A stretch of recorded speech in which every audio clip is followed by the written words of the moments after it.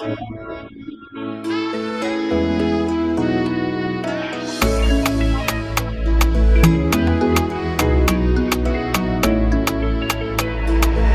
some beat on the grind. I'll just go ahead and start. But first, before I start, everybody, you're welcome to be on the video if you want. However, if you're not speaking, please turn off your or mute your mic so that you do not interfere with the speaker. But I will do something different this time around. I will allow the presenter to present the topic and all the stuff. Then I will pose series of questions to follow up with the information presented. As you know, today we are presenting information regarding endocrine disrupting chemicals and its adverse impacts to chronic conditions, chronic diseases, and cancers. So, the person we have today, we're really fortunate to have today to present this work, is a brother from Burkina Faso. By far, Burkina Faso is the land of the upright people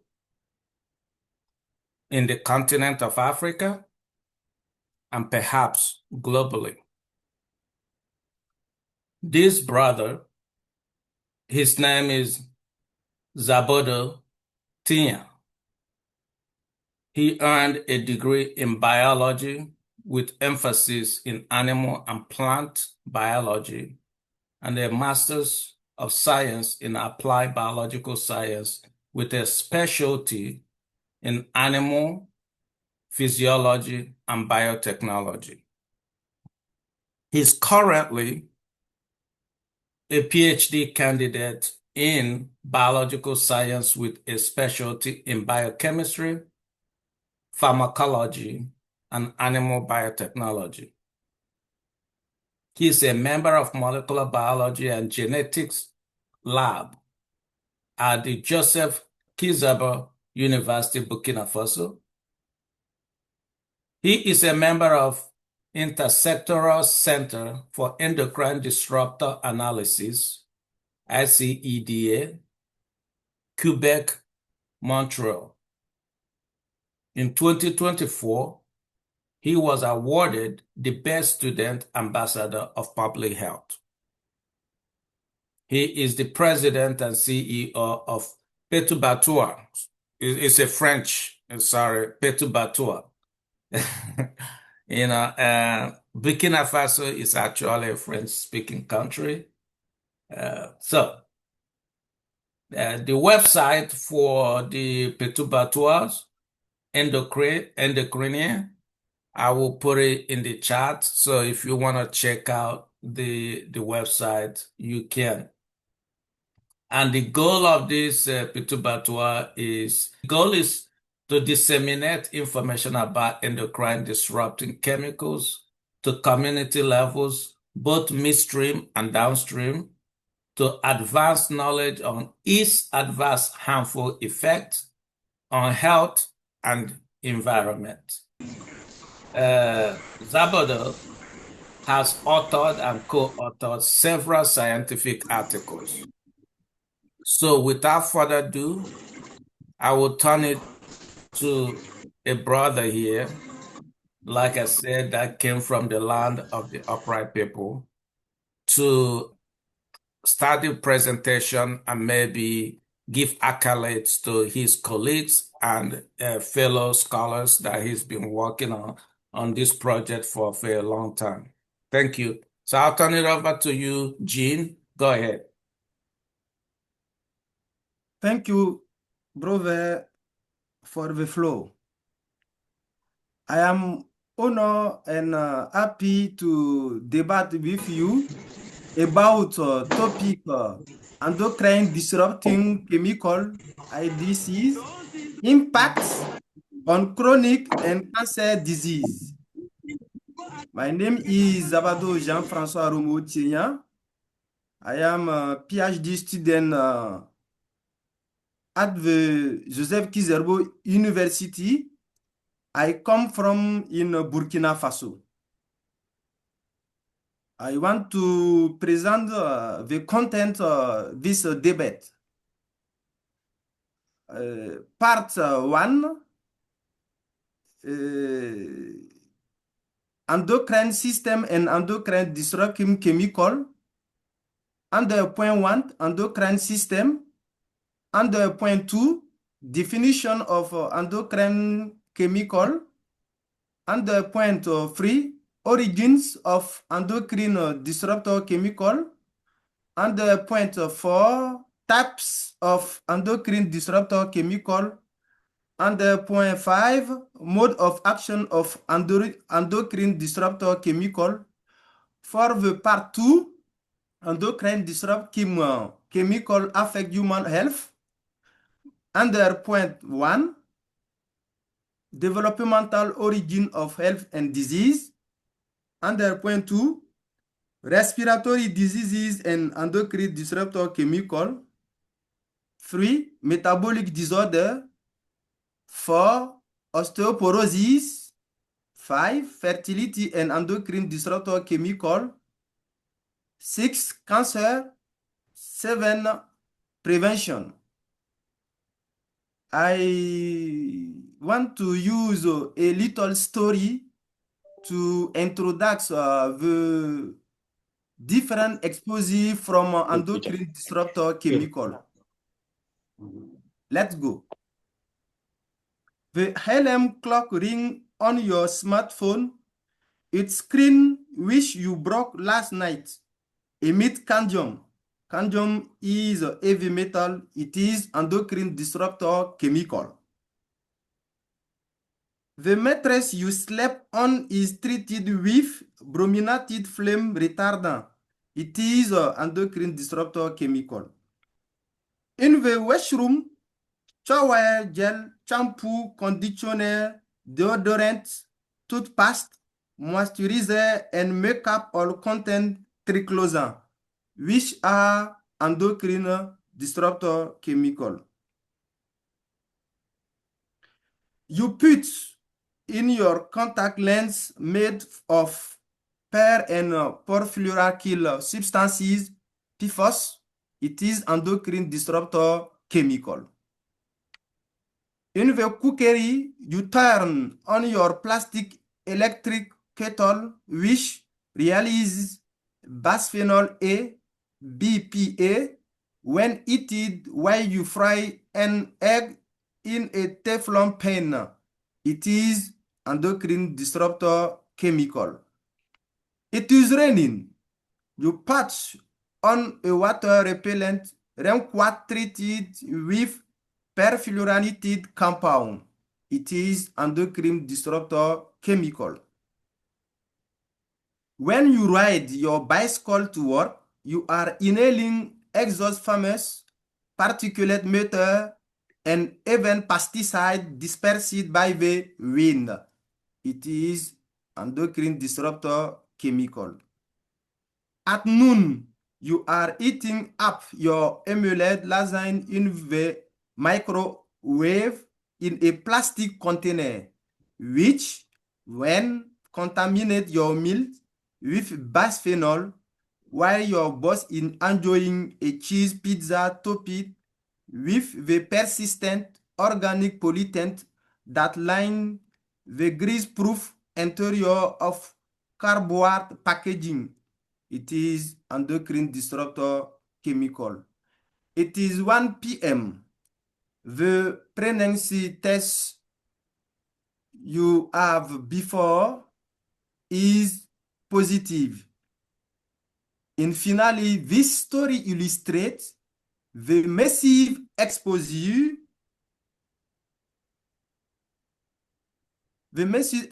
of a woman pregnancy to numerous endocrine disrupting chemical. The embryo is forming its main structure on function. This story also can use another example for women. Part 1. Endocrine disruptor chemical. Under point 1, endocrine system. Regarding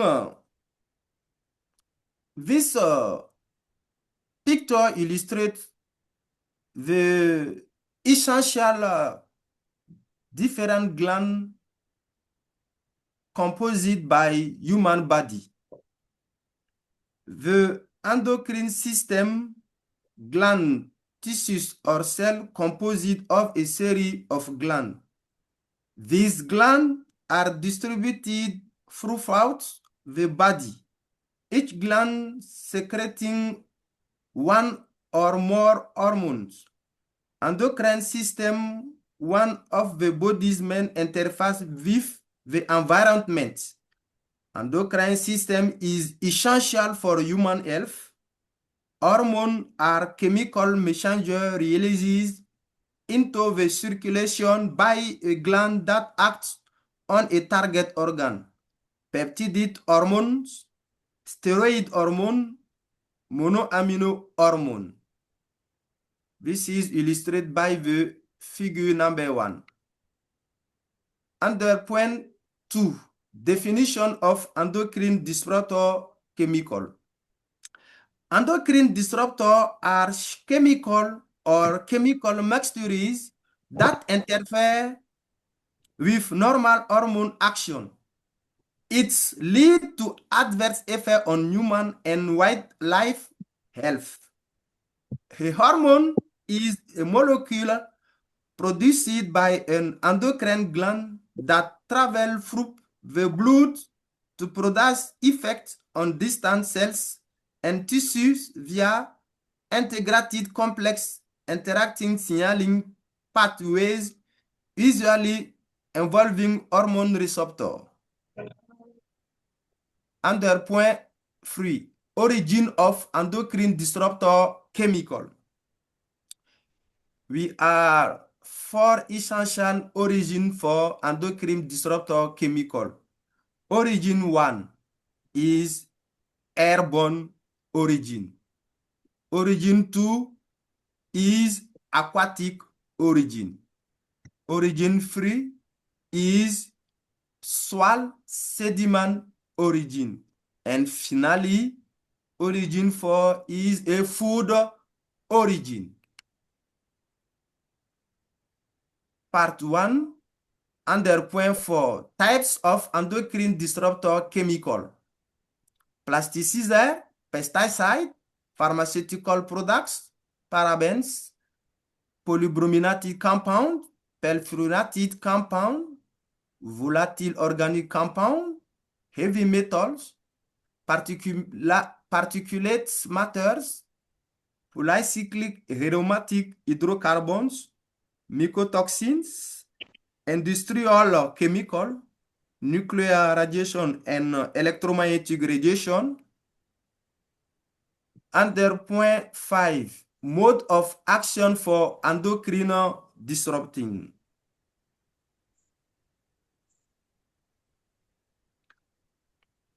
For the type of endocrine disruptor chemical under point 4, I addition strawberry, frying pans, children's games, clothes, deodorants, moisturizing cream, nail polish, toothpaste, detergent. Now, mode of action for endocrine disruptor chemical under point 5. The figure 2 illustrates the effect on various types of endocrine disruptor chemical on endocrine glands, such as gonad gland, kidney, and liver. The endocrine disruptor chemical can lead adverse effects on synthesis, secretion, transport, metabolism. Also, for the peptide and amino hormone, the endocrine disruptor chemical use receptor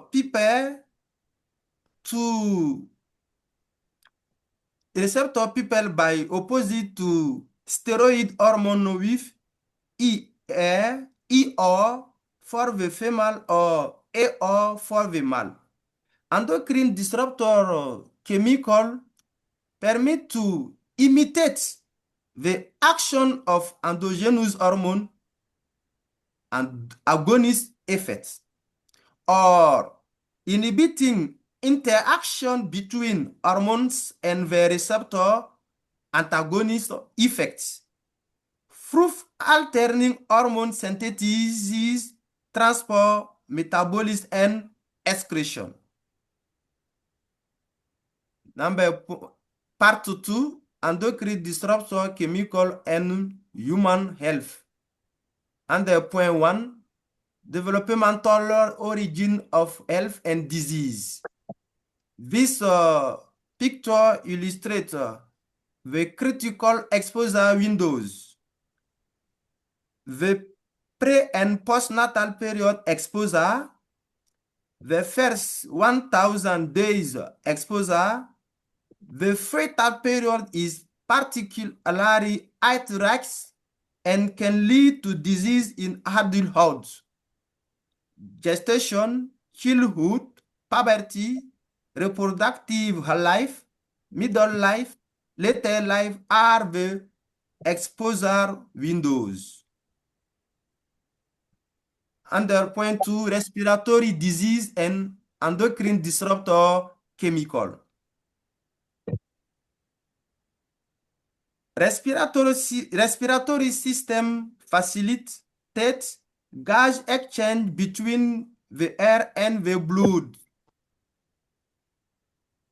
Endocrine disruptor chemical can permit pathologies affecting the functioning of the respiratory system. The primary route of exposure to contaminant present ambient air, regardless of airborne contaminant being in gaseous form or associated with particle. Airborne endocrine disruptor chemical can lead asthma, bronchitis, tuberculosis, rhinitis, chronic obstructive pulmonary diseases. In finally, endocrine disruptor chemical likely play a role in the rise in immune-related disorder in both human and wildlife. Now, under point 3, metabolic disorder, diabetes. The figure number 5 permits to show the role of nutrition to have diabetes. Endocrine disruptor chemical use the peroxisome proliferator activated receptor PPAR and realize disruption of insulin secretion, nervous damage, blood vessel and eyes damage, increasing prevalence, especially in low-income countries, hereditary fraction by diabetes. Diabetes type 2 count for about 90% of diabetic cases. Diabetes type 2 is associated with overweight and a sedentary lifestyle. Gestational diabetes could appear during pregnancy. Diabetic legs. It is also clear from human study that we are exposed to perhaps hundreds of environmental chemicals at any one time. Under point 3, metabolic disorder, height arterial pressure. This picture shows arterial normal versus arterial normal. Endocrine disruptor chemical use the peroxisome proliferator activated receptor and realize variable risk factor, excessive salt or fat intake, a sedentary lifestyle, tobacco, and alcohol consumption, being overweight or obese. Height arterial pressure in children. Nowadays, many children show height arterial pressure. Endocrine disruptor chemical can lead cardiac hypertension, renal hypertension, neurological hypertension, or ocular hypertension. Can lead also either it dashes blurred vision, shed pain on over symptom. Grade 1, grade 2, and grade 4 of arterial pressure can be lead to endocrine disruptor chemical. For the under point number 3, metabolic disorder, obesity. This picture shows the different progression through different stage toward obesity. Endocrine disruptor chemical use the peroxisome proliferator activated receptor and realize the double threat of malnutrition, quiescences of undernutrition and overweight. In Africa country, we are the nutritional transition, persistence of nutritional deficiencies. This picture characterized by stunted growth, tinnitus, underweight, and micronutrient deficiencies remain major problem. It is also clear that one of the important environmental risk factors for endocrine disease is exposure to endocrine disruptor chemical during development. Under point number 3, metabolic disorder, heart attack. This figure shows cerebrovascular accident. Endocrine disruptor chemical use the peroxisome proliferator activator receptor and realize vascular risk factor include high blood pressure, obesity, hypercholesterolemia, diabetes, smoking, alcoholism, and estrogen progesterone contraception in women. Under point 4, osteoporosis and endocrine disruptor chemical. This figure number 1 shows various types of bone, normal bone versus bone with osteoporosis.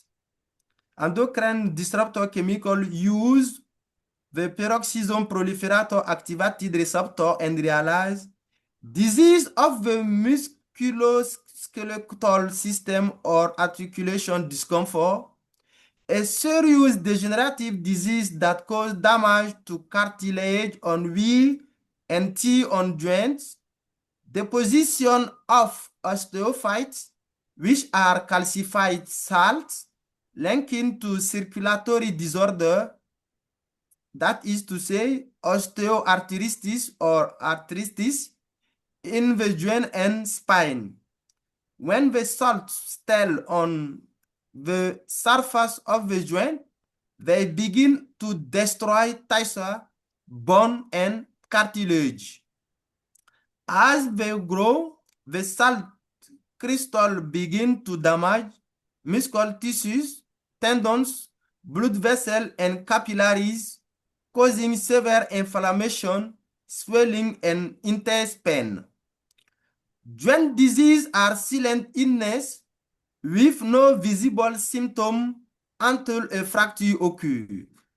This pathology affects both men and women, especially those over the age of 57, that is to say 78% of people, and young people over age of 26, that is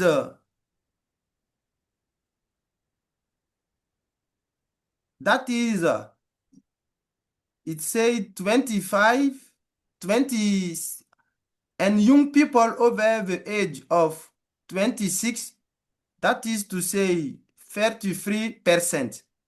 The world record nearly 20 million osteoporotic fractures per year. In fact, several factors determine bone mass, genetic and environmental factors, that is to say diet, physical exercise, hormone. Finally, bone disorder. It is well established that bone is a target tissue for estrogen, which affect bone mineralization and malnutrition. Under point 5, men fertility and endocrine disruptor chemical.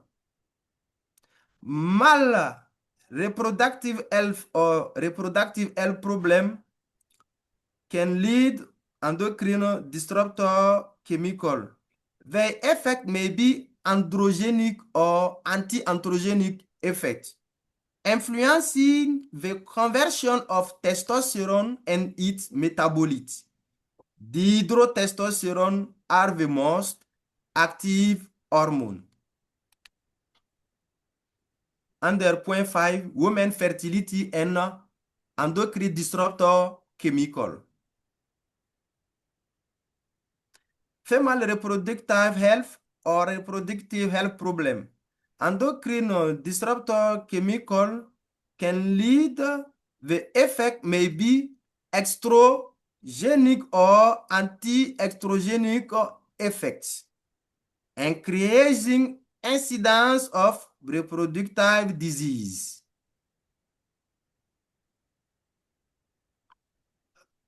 Under point 6, metabolic disorder cancer. This figure number 10, oxidative stress, permit to explain the environmental factor can influence the physiological of human body. All problems can lead to metabolic disorder started by disturbance of equilibrium with antioxidant mechanism and free radical. Chaque factor has radiation, ultraviolet ray, pollution, smoke, inflammation, and metabolism. This harmful affect DNA activity and finally cancer. Under point 6, metabolic disorder, cancer. After the disturbance of antioxidant mechanism that stress, oxidative stress for origin, especially is initiation, abnormal cells contribute to realize genetic alteration by the oxidative stress promotion. The high level of equilibrium with antioxidant mechanism and free radical permit abnormal cells to cancer develop.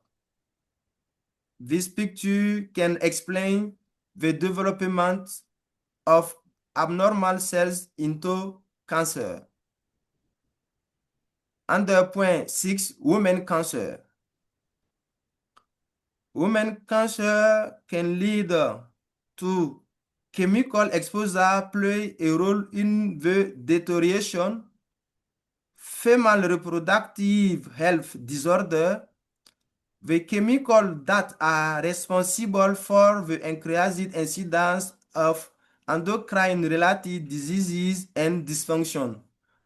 We show generally 4 symptoms: early puberty, irregular and very painful period, polycystic ovarian, hirsutism, and over effects.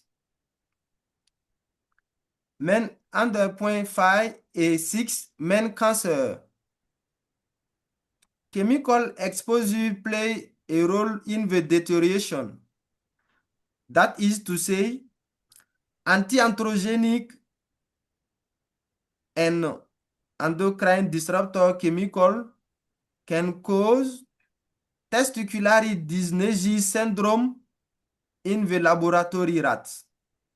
The human testis model is more sensitive to toxic effect than the rat model. Under point 7, prevention. The prevention beginning by the first 1,000 days of a child's life. Anthropogenic pollution, avoid pesticide-based product, application for detecting the various major types of proven and recognized endocrine disruptor, measure certain hormones annually or biennially.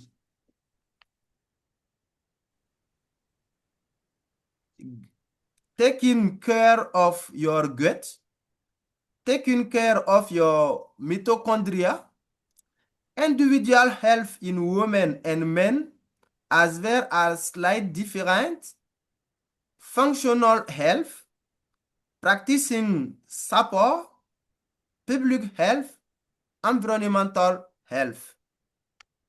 For the conclusion, I say that I hope this presentation will start for use and over to fight against the adverse health effects on endocrine disrupting chemical at the downstream, midstream, and upstream level. Thanks for your understanding. I appreciate it. Thank you. Thank you so much, Zabado, for that. I really appreciated your presentation, why the endocrine disruptor chemical is important. I would suggest everybody to look into that. There was a professor at UC Berkeley. His name is Dr. Tyrone Hayes. He had worked on endocrine disruptor chemicals. In fact, it was a company called Syngenta that gave him atrazine. Atrazine is a chemical known to be used for herbicide. And he did a lot of research on this. It was very, very big research. They were actually threatening him after he found out what the adverse impact was, and he started doing this study, found that he tested those endocrine disruptors, specifically atrazine, in frogs. And when he was doing the study, he found out that the male frogs was developing eggs.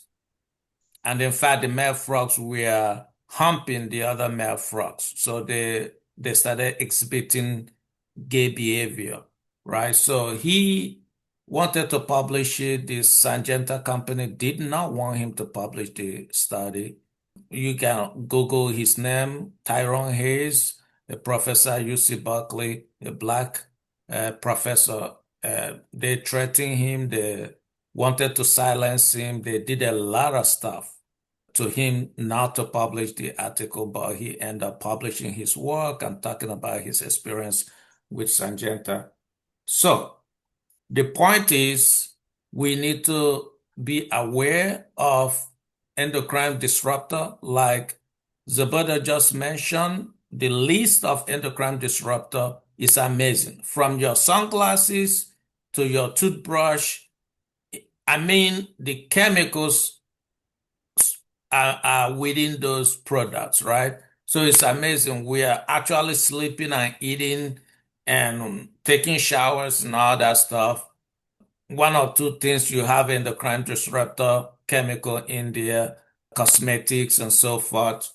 So it's important to be aware of all this stuff. So I believe that information is knowledge and knowledge is power. So as more you get this information, you have to be careful with your day-to-day activities and product that you purchase and make sure that you're reducing your risks for all this laundry list of chronic conditions, chronic diseases, and cancers that we mentioned here. By the way, this is just a limited list that he mentioned here in this podcast, but there's a huge laundry list of endocrine disruptor, what do you call it, adverse health impacts, metabolic diseases, and so forth, which he also mentioned here.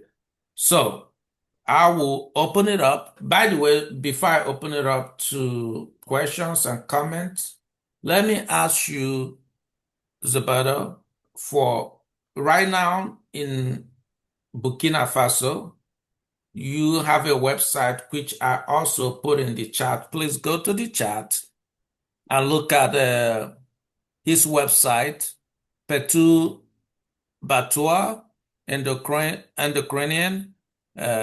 Please look up what he's doing there. But unfortunately, most of the stuff he put in there should be in French. So if you're not familiar with French, it will be difficult. But I guess you can try to use Google to convert some of the stuff to English. But go to the chat right now, please. And also, if you have not subscribed to Popaholic YouTube channel, please right now click on the link I put in subscribe. This is the only way we do this. Subscription is free. Subscribe to this channel, and that will also bring the algorithm high. So when we do provide podcasts like this, people will see it readily. And also, when you subscribe, even if you do not attend the live podcast, what will happen once I post it on YouTube, you will get an alert to be able to have the opportunity to watch the video and watch the content. So to all my subscribers that's already subscribed, thank you so much. So I'm going to go back to the question I want to ask Zabado. I know how it is with endocrine disruptor that are in plastic and all whatnot. Most of the stuff in Africa now is plastic. You get water in plastic. I'm not talking about bottled water, just like pure plastic stuff. They put water in it. They're selling it. They're carrying this around with hot temperature in the summer. So the heat is heating all this plastic. You do not know the level of endocrine disruptor chemical that's already leached in due to the heat into the water, into the food that was wrapped with plastics and so forth. So this is very, very dangerous time we are in. Going back to my question to you, is there any policy right now currently that Burkina Faso government is working to reduce the risk of exposure to a variety of endocrine disruptor? Thank you for the question. I think that and explain for the plastic are composite of pollutant organic persistent or pollutant organic emergent. The current Burkina Faso government fight against the use of plastic and propose to replace by a wall support biodegradable. So when they propose to replace plastic with degradable alternative, is there a timeline and scope of enforcement, right? So proposing policy is different, but also enforcing it is a different level. So do they have a timeline to do that to be able? I know some European country now, they are actually boxing water into a boxing container, no longer in plastic, but it's not really huge, but it's getting there. So I see a lot of companies now boxing water.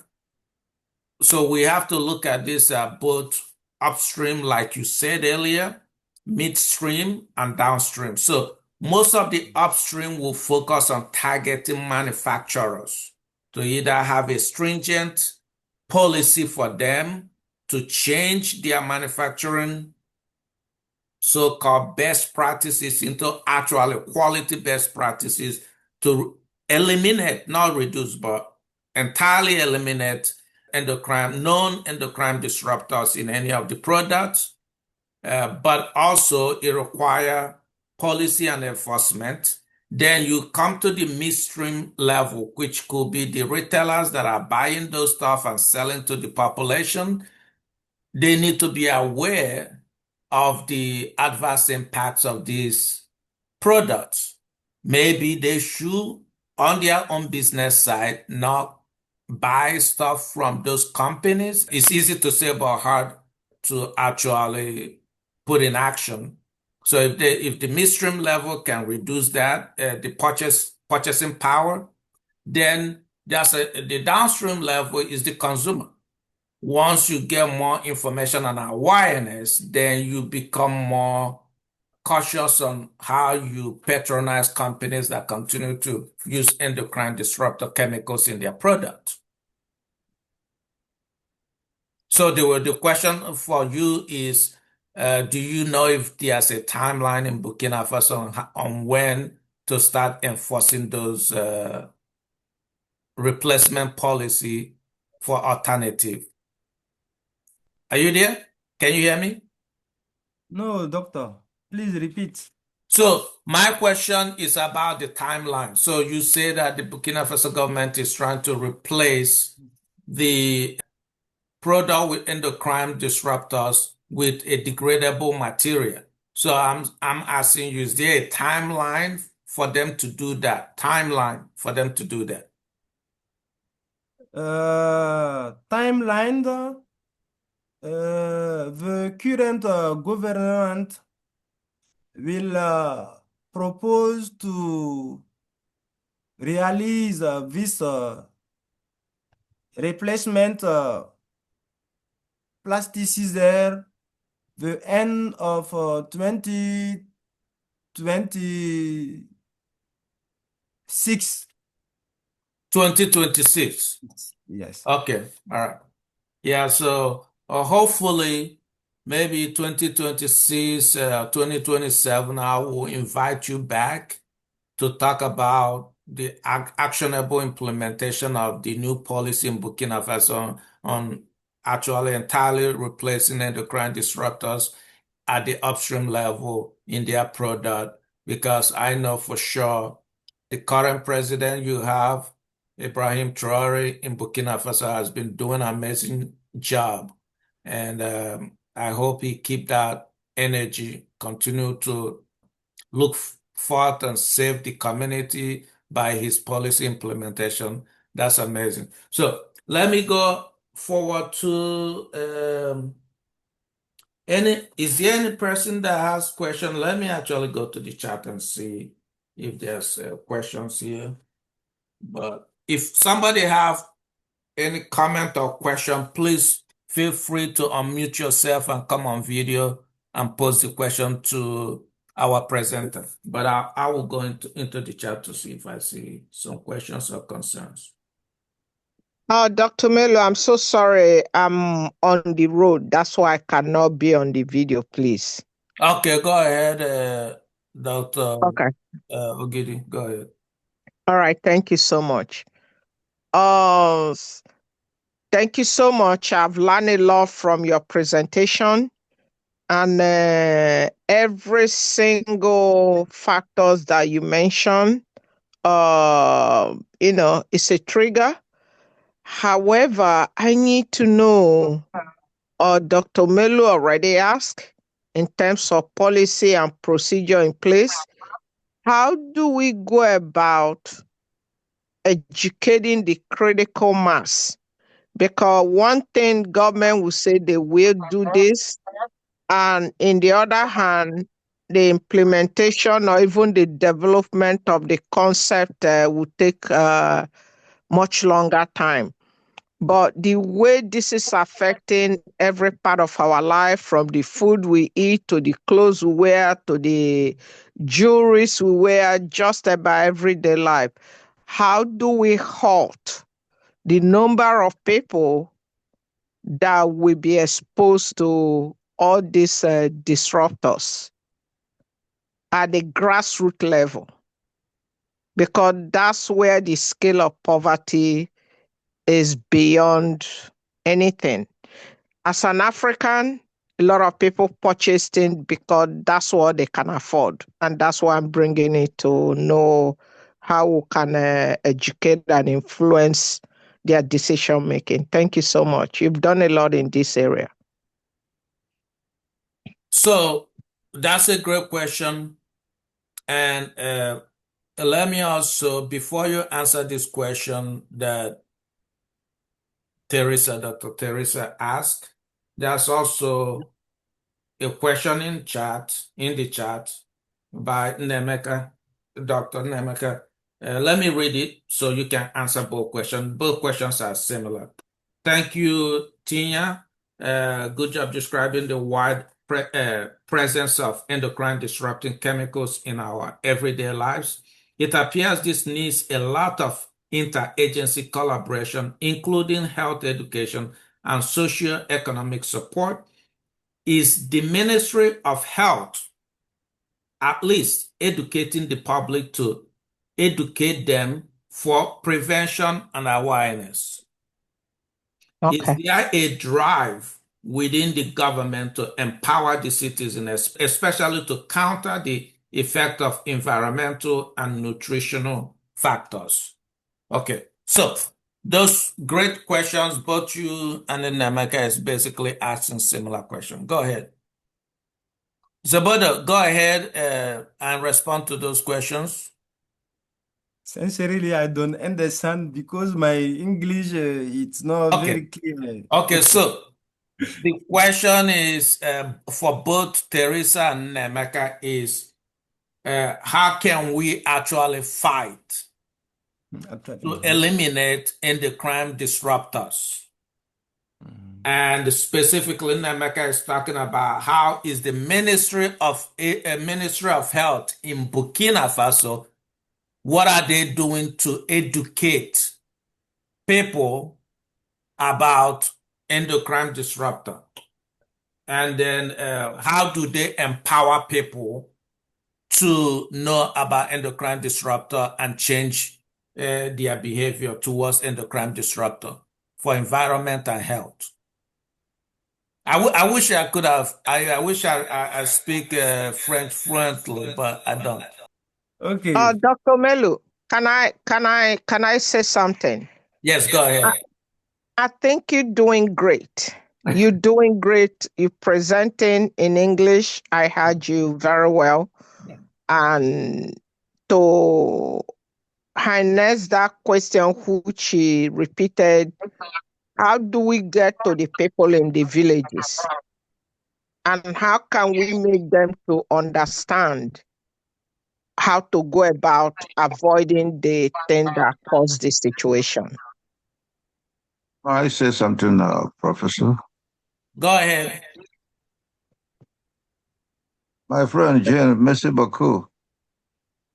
Thank you very much. I think we, as epidemiologists, every one of us understand our environment back home.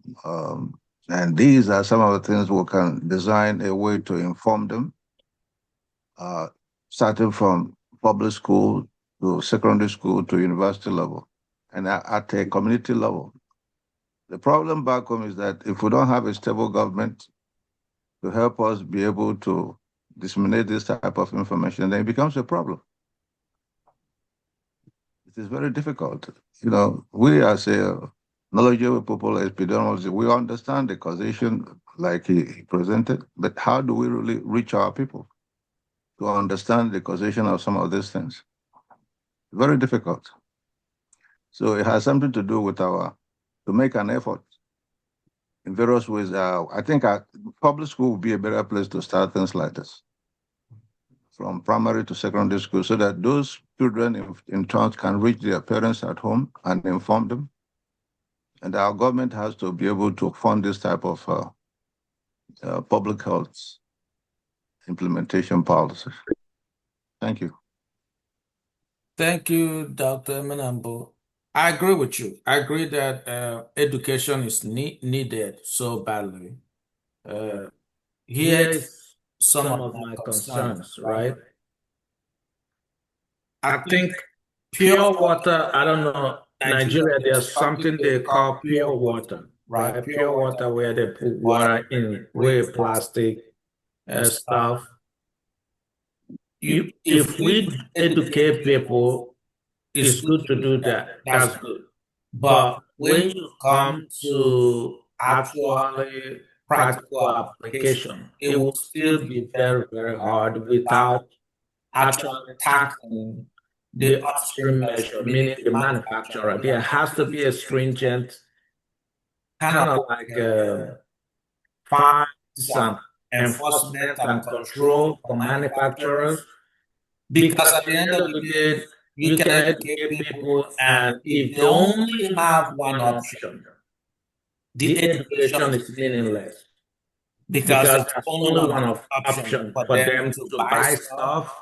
But if you have multiple options of the ones that do not contain those endocrine disruptor chemicals, then based on the education, they have an alternative. And that's why, as Zabado was talking about, which is the first question I asked, when are they planning to eliminate these endocrine disruptors from food products or packaging that are used for the food product, and give a timeline of 2026. If we can be able to start creating those alternatives across the continent, then education, whether it's from primary school, secondary school, will be more meaningful because there's an alternative for the people.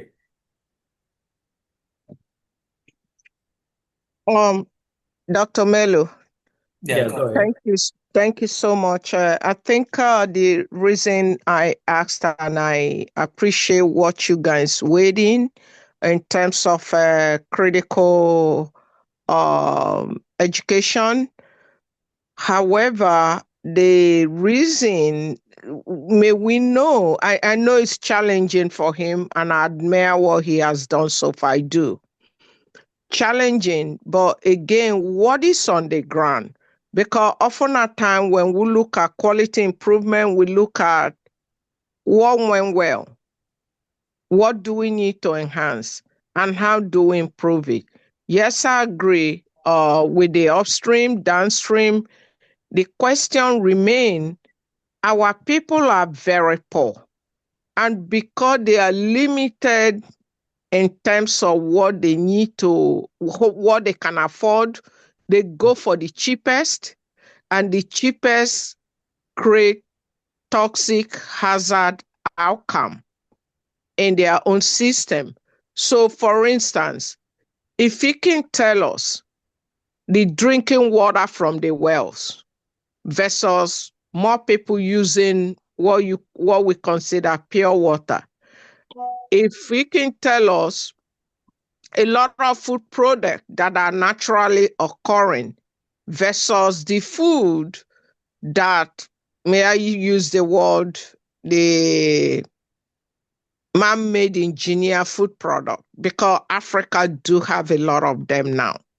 And thirdly, I would suggest also, because this is a great project or research, if it can tap into the Nigeria, we call it NYC.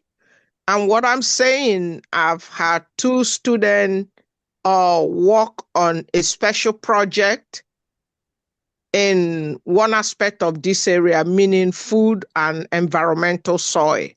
So I would like you to know from him if they have equivalent of NYC, the National Youth Service Corps in Nigeria, because they are great implementers and they are great grassroots, very enriched level of grassroots for those of them who really want to do something for the community.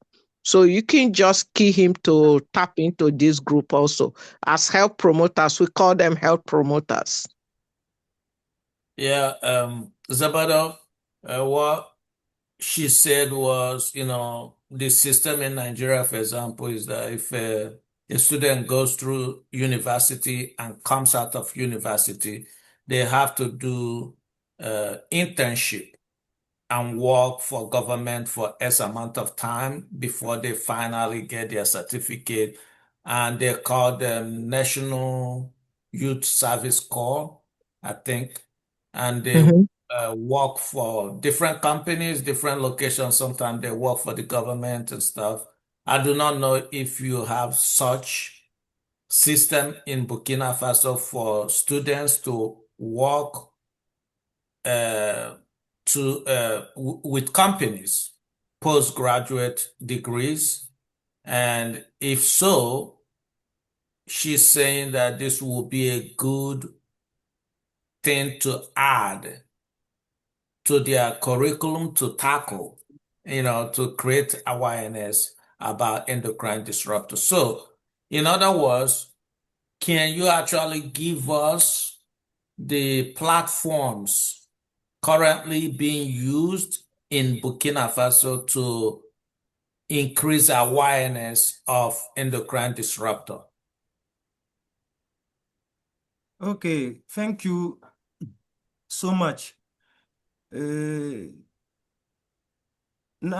Nowadays, endocrine disruptor chemical effect is early study in Burkina Faso. I am a two PhD student about realize different research about topic. In this case, I created 2022 the website, channel YouTube, Facebook page to sensitize the Burkinabe to have some information about the different effects from endocrine disruptor chemical, origin, water, airborne, food, and other. Okay, thank you. So what I think what he said now is I put it in the chat. It's Petubetua Endocrine. That's where the website he created to use to disseminate most of his research that he has done on this field. So he created the website, and in there he put all information about endocrine disruptor. Thank you for that work, hard work that you've taken on your own to be able to increase level of awareness through your website and also through YouTube and Facebook. And my channel now, Papalic YouTube channel, will be another platform where we can post stuff like this for viewers.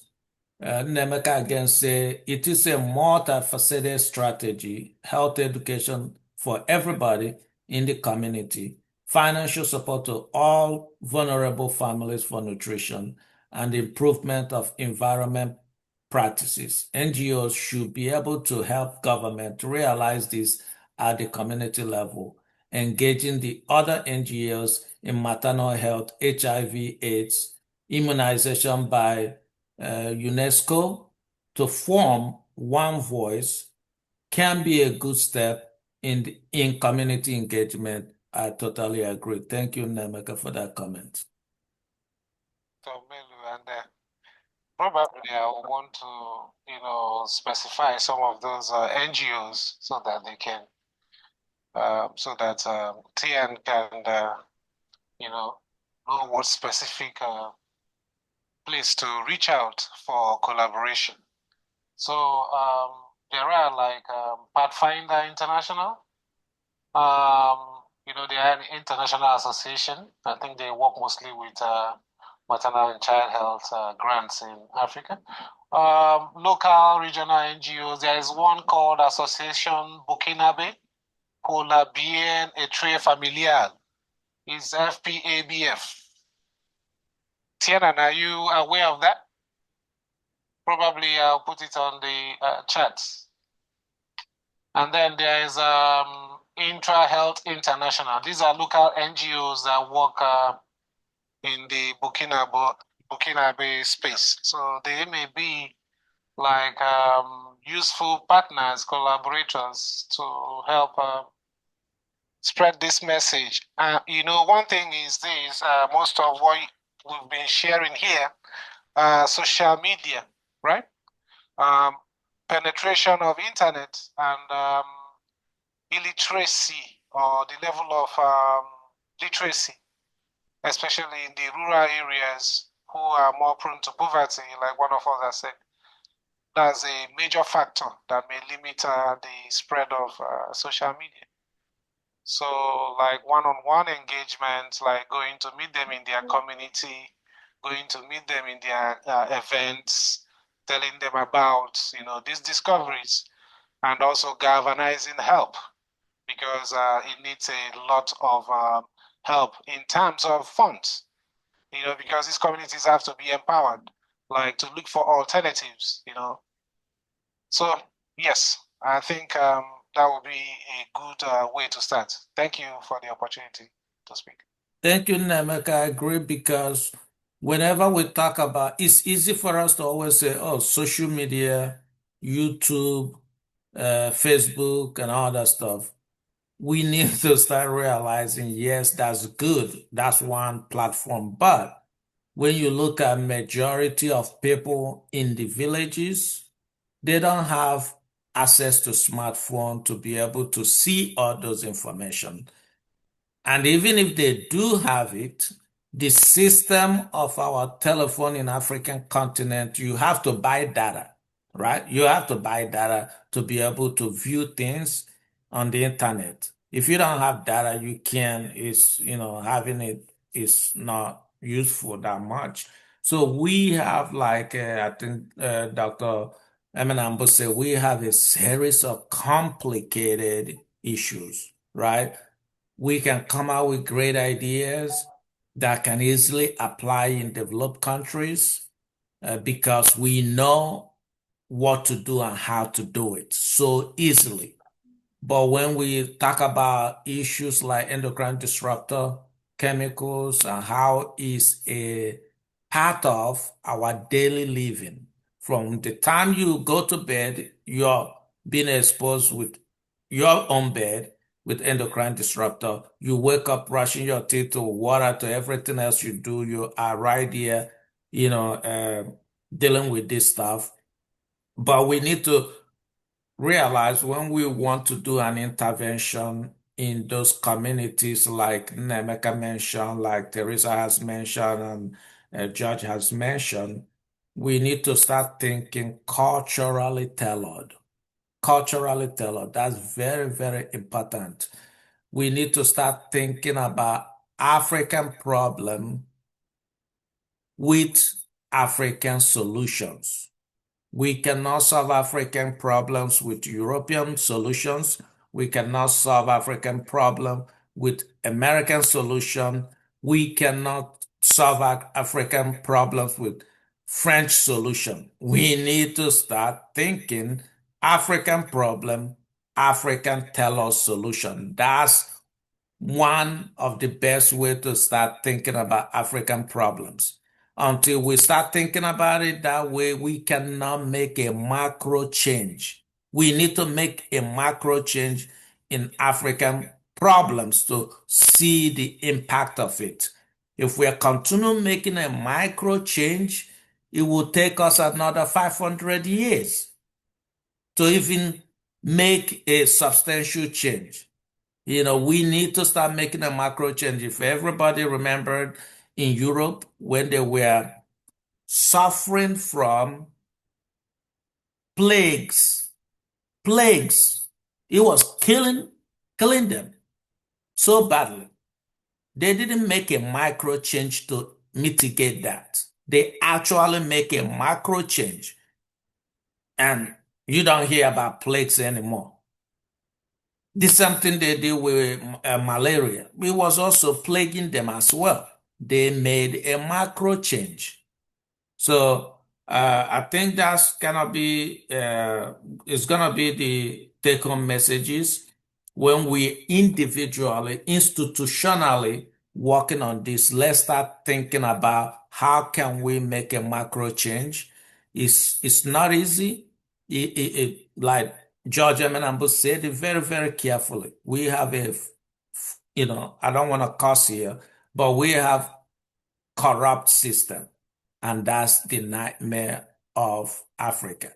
If we can have a good government, which I think now we have that opportunity. The opportunity we have is Burkina Faso. So far, we have a government that's committed for the people.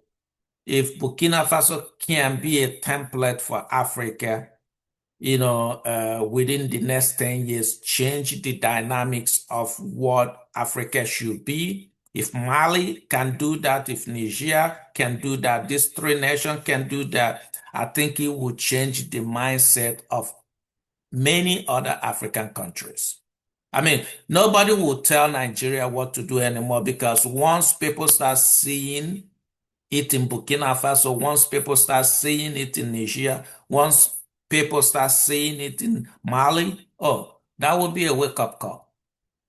So I'll be looking forward for productive discussion moving forward on this subject. I will invite you anytime you want to come in here to discuss the update about what you've been doing. I will really appreciate it so much. And any other person in this call has any type of expertise on endocrine disruptor or working in university with endocrine disruptor, please send me email and let me know, and I will invite you to talk about it. By the way, what's his name? Zabado put his email address in this chat. So if you want to have a direct contact with him, just his email is in the chat. Please send him an email and follow up with him. Is there any other question? Any other question? Dedicated to research, therapy, food banks. Is there any question? Okay. If there's no other further question, think, George, were you going to say something? Not quite, but just to add to what you were saying, I need to cite an example of some of this type of thing that has not been resolved, say in Nigeria. There is a type of illness called trachoma. I wrote a paper on that in my MPH. That is blindness. If you look at northern Nigeria, we have tremendous amount of this incident. And up to this day, nothing has been done to reduce the incidence of trachoma among our people. And it has something to do with maybe the government or a system that doesn't really want to change itself because it's caused by bacteria. All it requires is clean water, basic hygiene, etc. And there may be some, antibiotics for those ones that are infected. But you see the incident, we know this in Nigeria, there's a high incidence of trachoma among the population in the northern part of this country. So where do we go from here? The same thing with what he has just presented is to inform the people, but all these things depend on the government agencies to be able to reach the masses. Most of our people are not well informed. Thank you so much, and I really appreciate it. And George, what I would do is you brought a very good topic. If you don't mind, 2026 is on the corner. I will send you email later if you want to present your paper on this subject next year, please. You can come in the public to present that information regarding this. We can start creating awareness on that particular topic. I really appreciate it, but I will send you email about this later. There's somebody else here that wants to say something. Yes. Okay. Yes, Dr. Omelu. Yes, Dr. Omelu. It's Sir William Power. Hello. Yes. Can you hear me? Yeah, go ahead. Yes. Dr. Jean-François, très bien, monsieur. Monsieur, très bien. I just want to, you mentioned about, doing things different for Africa, focus on Africa, do it the Africa way to make a difference. So the question is, or should point out that, these toxins have been growing, since the turn of the 19th century with the Rockefellers taking over the oil production, and everything is plastic, everything is pharmaceutical made out of oil, and even the paper cups that we enjoy coffee and tea out of, if you put your finger inside, there's a plastic film, and it's not even healthy to drink out of. So back to Africa, I mean, the governments allow the corporations too much power, and it's the corporations that are in charge, and it's the corporations that are making the profits, doing whatever they want, and to make us sick. That's another story. But within Africa, how powerful are the corporations been? Are they been given the same kind of power as the corporations in the food industry, etc., in the West, as it is in Africa? And if not, there's your advantage. Your advantage is to wake up those that can make a difference today with the information that Dr. Jean-François, is beginning to put forth, and waking up, his fellow people there, to the point that they can stop the advancement of corporations, making people believe that plastic bottles and plastic inside of paper cups and the terrible food that they put on people is good just because it's cheap and they make money for the shareholders. It's all about the shareholders. So my question is, the edge can be, if the corporations don't have a stronghold like they do everywhere else in the world, do they have a stronghold in Africa to the point where it's hard to change it, or are they still trying to control things, the corporations? Are the governments so corrupt that they allow the corporations to take over things, so to speak? That could be your edge right there. What do you think?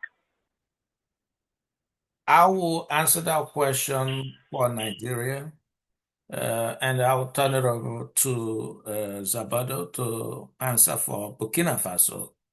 I think Nigeria, I would say yes, is growing right now more than it was before.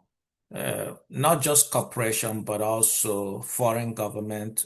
Obviously, as you know, foreign governments are representatives of the corporation that you're talking about. So once the foreign government gets hold of these countries, their corporation comes in and take over. So yes, they are. And the funny thing is that We talked about this a few months ago. I think it was Dr. Teresa it's not, I think Dr. Teresa presented on heavy metals in River State and oil drilling. Who are those companies that we're talking about? Shell and those. If you go to River State in Nigeria, majority of the women, and hopefully maybe Teresa can address this too, majority of the women are having breast cancers, right? Why are they having breast cancer? Because of the oil spill and what the corporations are doing, even to the point that Nigerian government cannot even hold them accountable of all this stuff. That's how the chokehold is to that point that they feel like they can do anything without any legal consequences. And they've been doing this now, for a very long time. Post 1960, they've been doing this for a very long time. So yeah, that's my answer to that. And I'm speaking about Nigeria. I'm not speaking about any other country. I know that for a fact. In fact, when I was in Nigeria last year, I went to a restaurant and I wanted something to go. It was a traditional food that I bought. I wanted to take to go, and they put it in plastic. And I was watching her put the food together for me, but then she wants to take the entire plastic that she put the soup and put in microwave to warm it. I was like, oh no, don't do that. So I had to stop her from, and for the other people, they were microwaving the whole thing, putting plastic, this, flammable plastic, and they were microwaving. I'm like, so I started educating her. I said, no, you can't do this. You can't even, first of all, you should not be using microwave. Second, you should not put food in plastic and then put it in microwave to microwave it. So a lot of this has to deal with education. And when business start, are they educated enough? Going back to the question Emeka asked about the Ministry of Health, are they educating businesses enough, local businesses enough about the risk factors of many things, specifically for this point, endocrine disruptor? If I wasn't educated, I would have let her microwave my plastic stuff in microwave and then obviously leaching all this endocrine disruptor into my food. But this is happening on daily basis.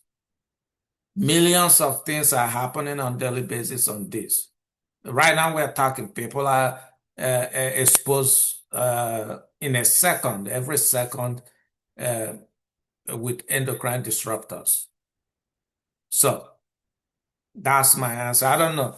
Zabado, do you know currently whether, I can a little bit, I know that Ibrahim Traore has already nationalized key things in Burkina Faso. Now, I don't know how much the corporations are still in control over Burkina Faso. Can you tell us more about that?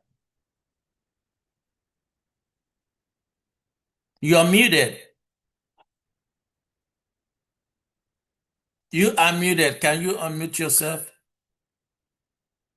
Yes, I say that I don't know how much can use to realize this activity.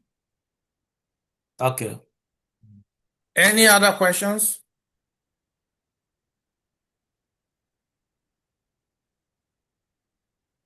Dr. Melo, Teresa, Go ahead. I think a lot has been said. What I do see, though, this is a great forum to air all these interesting topics as part of the process and ways of marketing diseases in Africa by African and from other part of the world. However, though, I will suggest among us, this is a great event you putting together at some point in time to just form a consortium whereby a lot of this topic you are dealing with here can be on some platform and communicate to the greater community.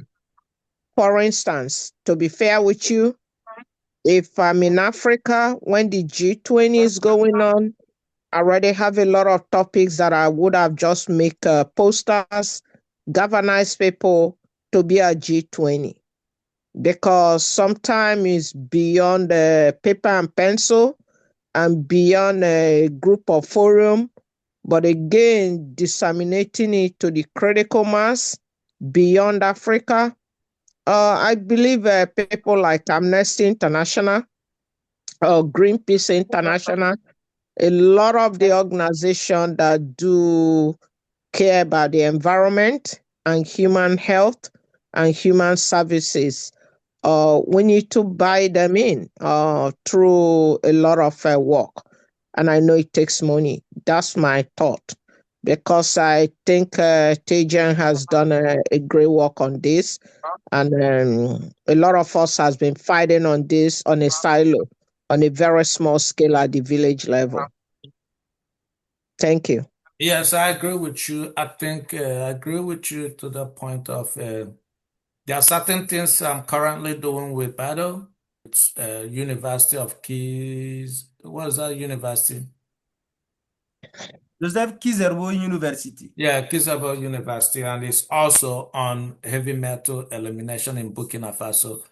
So if we receive the award, hopefully we should be forming what exactly you just said, maybe Endocrine Disruptor Advisory Committee, and that will be one of the platform, and this will include university professors, experts in endocrine disruptor chemicals. We will have community members as part of the advisory committee to provide tailored recommendations on how to reach the people in the community, and then we can work on a lot of stuff on policy level. So this is very, very good way to start forming that partnership and forming that collaboration. Collaboration is very, very important.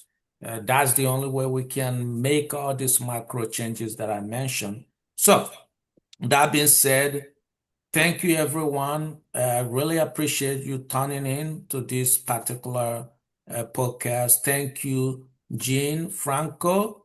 We really appreciate your presentation. I know your local language is Francais, but you did an amazing job in English. We so much appreciate that.